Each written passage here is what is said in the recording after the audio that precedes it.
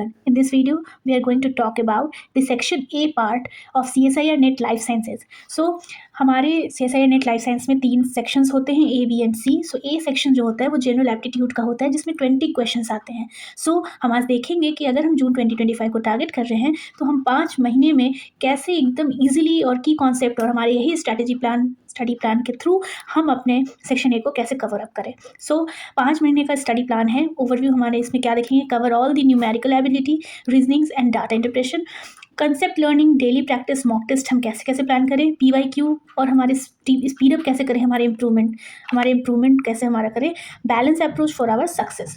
ठीक है.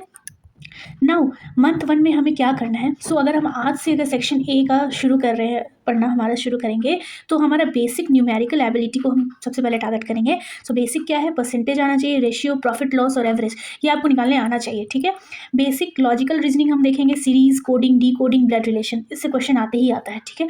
Data interpretation में टेबल, ग्राफ, पाई चार्ट. सो हम इससे PYQ सॉल्व करेंगे. सो देखिए, CSIR नेट लाइफ साइंस का सिलेबस बहुत ही बड़ा है.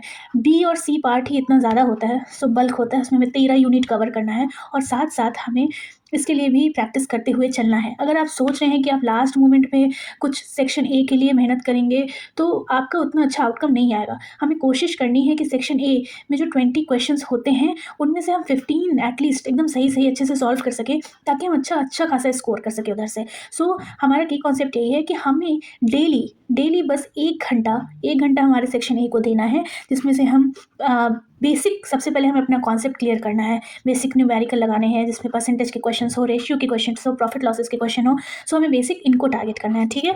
सो जब हमारा मंथ 1 कंप्लीट हो जाएगा, अगर इन सपोज आज से शुरू कर रहे हैं तो सो मंथ 2 में हमारा क्या करना है, जितना भी हमने फंडामेंटल पढ़ा है, ठीक है, हमें उसको स्ट्रॉन्ग करना है. सो हमें कोशिश करनी है कि जो परसेंटेज, जो प्रॉफिट लॉस, जो एवरेज का क्वेश्चन हमने बेसिक लेवल पे लगाया था, हमें उससे थोड़ा ज़्यादा लगाना होगा.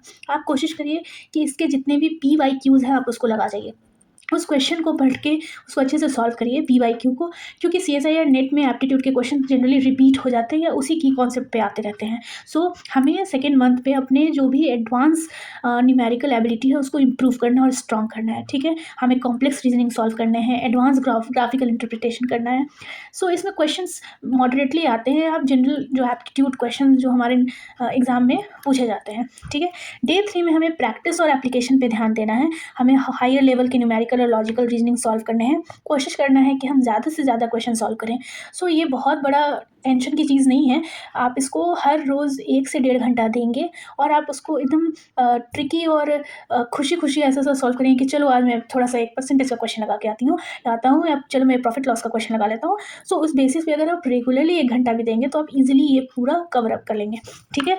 मिक्स क्वेश्चन सॉल्व करने हैं, PYQ सॉल्व करना है. रोज़ आप टारगेट कर लीजिए कि हमें 20 क्वेश्चन एटलीस्ट या 10 से 15 तो मिनिमम है, हमें उसको सॉल्व करना ही करना है. नाउ 4th मंथ में आप देखेंगे कि आपका बहुत सारा पोर्शन जो है वो मेजरली कवर हो जाएगा और आप उसको अच्छे से कर पाएंगे. नाउ 4th मंथ में आपको क्या करना है, अपनी डेली प्रैक्टिस को इंक्रीज़ कर लेना है. तो आपको इन 3 महीने में अपने कॉन्सेप्ट, आपको उस चीज़ के बारे में, उसके फार्मूलाज ये सारे याद हो जाने चाहिए और उसके बाद आपको इसके बारे में क्वेश्चंस करते रहने हैं. नाउ इसमें डाटा इंटरप्रिटेशन में pie chart, bar graph, line graph ये सब आते हैं. ज्योमेट्री से क्वेश्चन आती है, लाइन्स एंड एंगल से क्वेश्चन आती है, ट्राइंगल से क्वेश्चन आती है, सर्कल से भी क्वेश्चन आती है. और लॉजिकल रीजनिंग में जनरली ब्लड रिलेशन ज़्यादा पूछते हैं, क्लॉक ज़्यादा पूछते हैं और लॉजिकल पजल्स ज़्यादा पूछते हैं, मिसिंग टर्म्स भी पूछ लेते हैं. सो बेसिकली आपको इन सारे यूनिट्स को कवर करना होगा. तो अगर आप देखेंगे कि सेक्शन ए में टोटल 5 यूनिट्स हैं, मेजर यूनिट्स. पहला है न्यूमेरिकल एबिलिटी, दूसरा है मॉडर्न मैथ, तीसरा है डाटा इंटरप्रिटेशन, चौथा है geometrical and mensuration and 5th is logical reasoning. So आपको इसको इसी तरीके से सॉल्व करना है. फाइनल मंथ में आपको डेली 1 घंटा सेक्शन ए के प्रैक्टिस करना है, फुल लेंथ का क्वेश्चन अटेम्प्ट करना है और आपको अपने जो भी फार्मूलाज हैं, परसेंटेज या जिससे भी रिलेटेड जो भी फार्मूला है, प्रॉफिट लॉस है, जिससे भी रिलेटेड फार्मूला है, आपको उसको रिवीजन करना है ताकि आपको एग्जाम डे तक कॉन्फिडेंस आ सके और आप सेक्शन ए के उस 20 क्वेश्चंस में से 15 सही सॉल्व कर पाएँ और आप अच्छा स्कोर कर पाएँ. सो ये आपका स्ट्रैटेजी होना चाहिए. मैं कोशिश करती हूँ कि इससे रिलेटेड और भी वीडियोज़ लेकर आऊँ जिसमें उसके फार्मूलाज, उससे रिलेटेड क्वेश्चंस ये सब कवर हो जाए. That's all. सो आपको ऐसे ही मोर इन्फॉर्मेटिव और स्टडी प्लान के वीडियोज़ के लिए आप मेरे चैनल को सब्सक्राइब कर सकते हैं. Please do subscribe my channel. Thank you.